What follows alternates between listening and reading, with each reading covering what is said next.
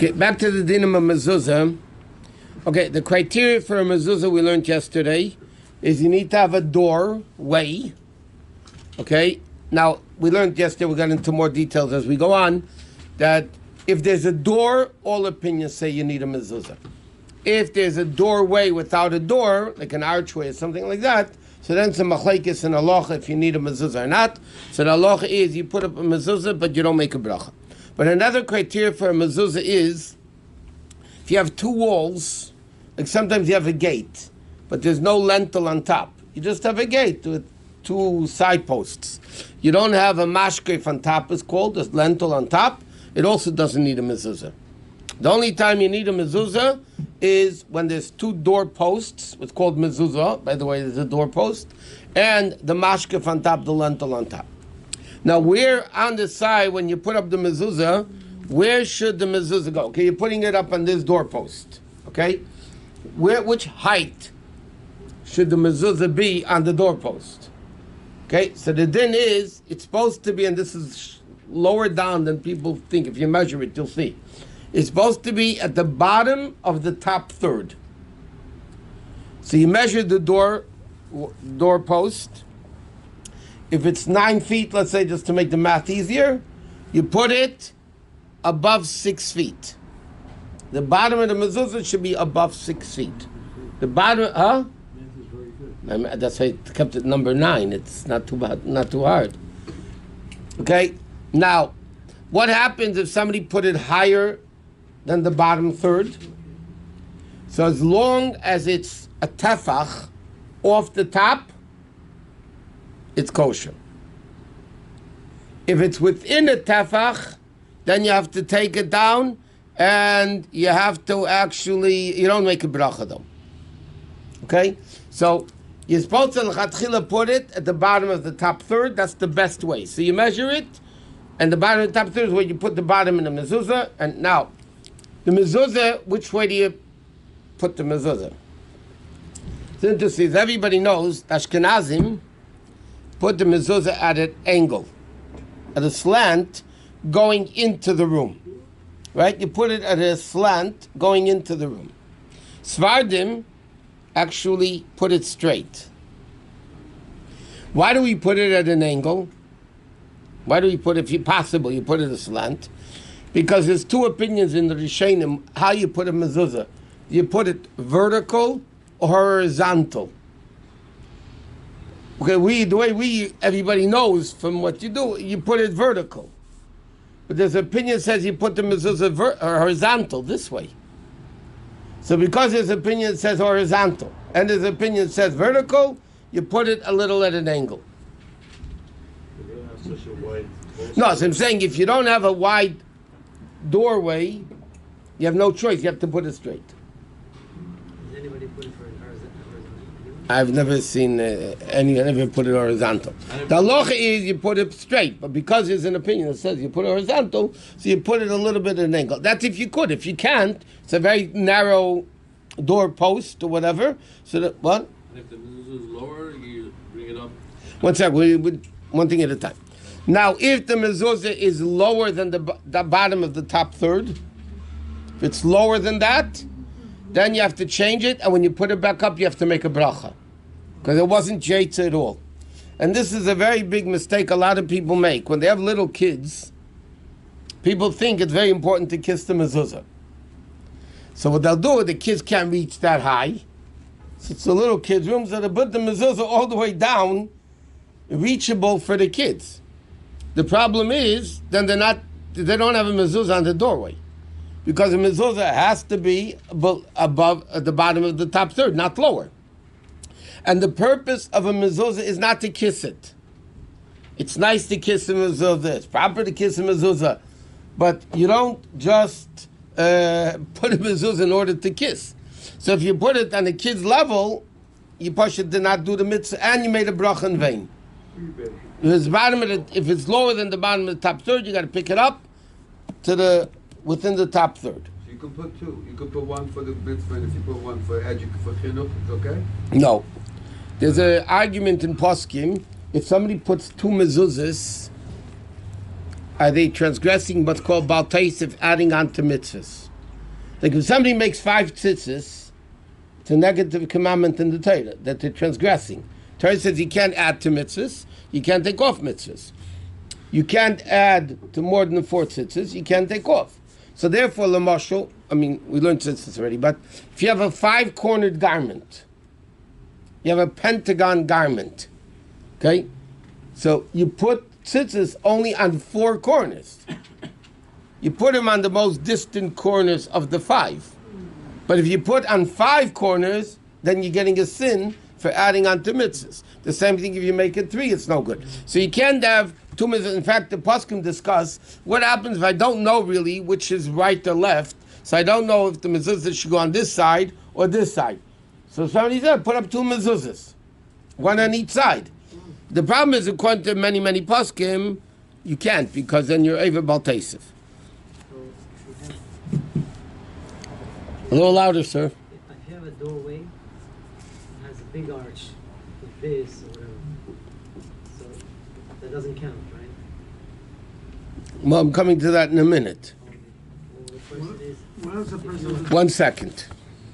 The minimum height that a door needs a mezuzah is 10 tfachim, which is actually between 36 and 40 inches high. If you have a little,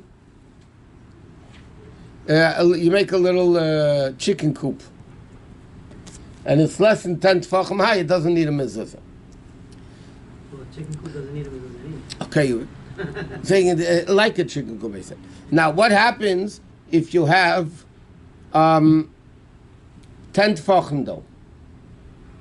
Okay, so then you need to put a mezuzah on that door. If it's room, a kid builds a tree house. Okay, okay, and the tree house is 6 feet by 6 feet because we'll learn the dimensions of the room. So let's say the tree house is 6 feet by 6 feet, and you make it's a kid's tree house, so they always bend in to get in anyway. So the whole height is 40 inches, right? So you need to put a mezuzah on that doorpost. But where do you have to put it? At the bottom of the top third. You can't put it, so it's going to be pretty low down. Now, there's another din though. What if you have an archway? Okay? This is the 2 sides of the 2 walls of the archway. And then, stay, doesn't listen. He thinks of my kids, they don't listen. Okay, and then the archway goes up like this, right? Whichever way it is. But sometimes you have rooms, especially in a room off a room, the door frame is very low, and then starts the archway. You know, where it starts going like this.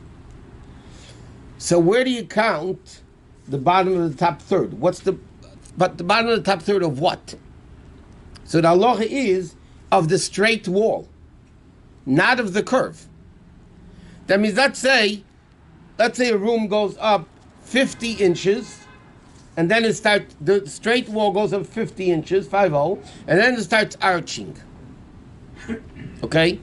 So what the doorpost, that's the bottom of the top third, you have to put it on the 50-inch door, the wall, measure bottom of the top third and put it there. So the mezuzah is going to be very low. Because when you look at the doorway, you look at the whole archway. But the archway, when it starts curving in, that's not counted on the straight wall. Can I ask you a question? What? If a person makes a mistake, well, because I know there are different. The air is human.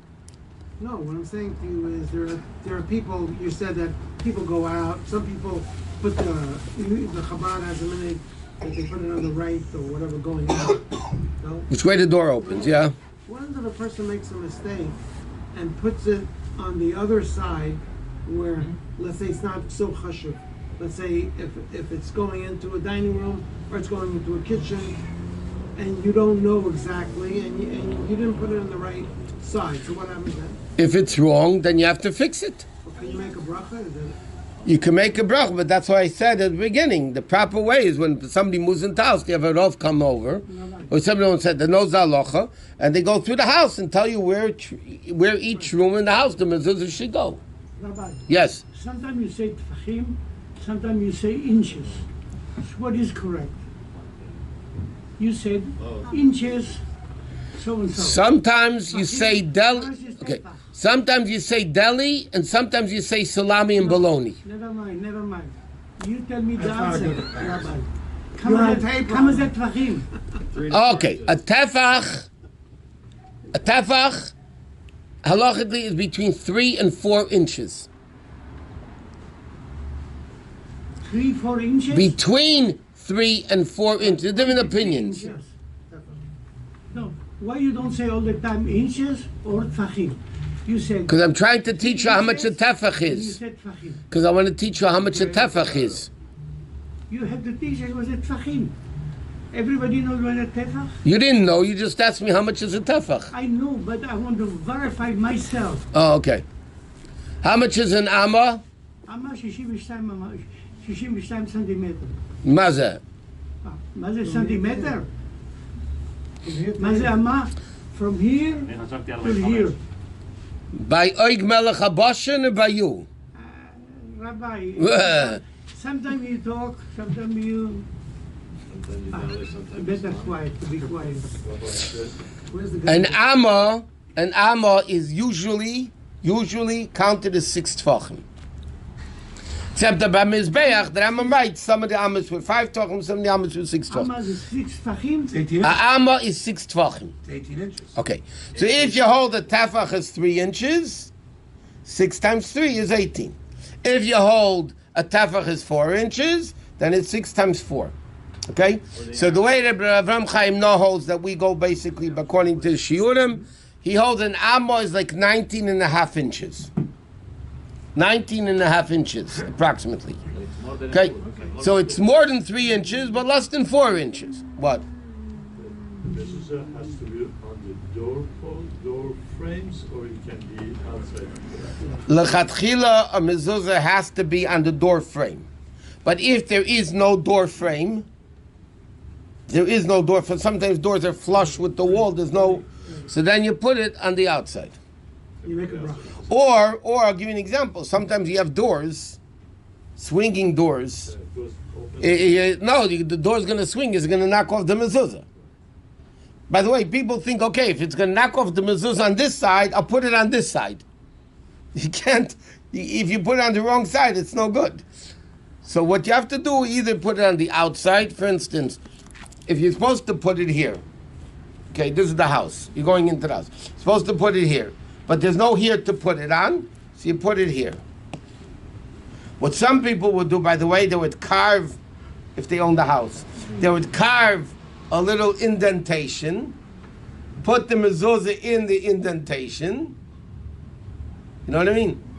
And then it doesn't knock it off. That's what they used to do in old Jerusalem, in the old city. Look in a lot of places in Yerushalayim, Taka, you see there's a cutout in the stone even, Right.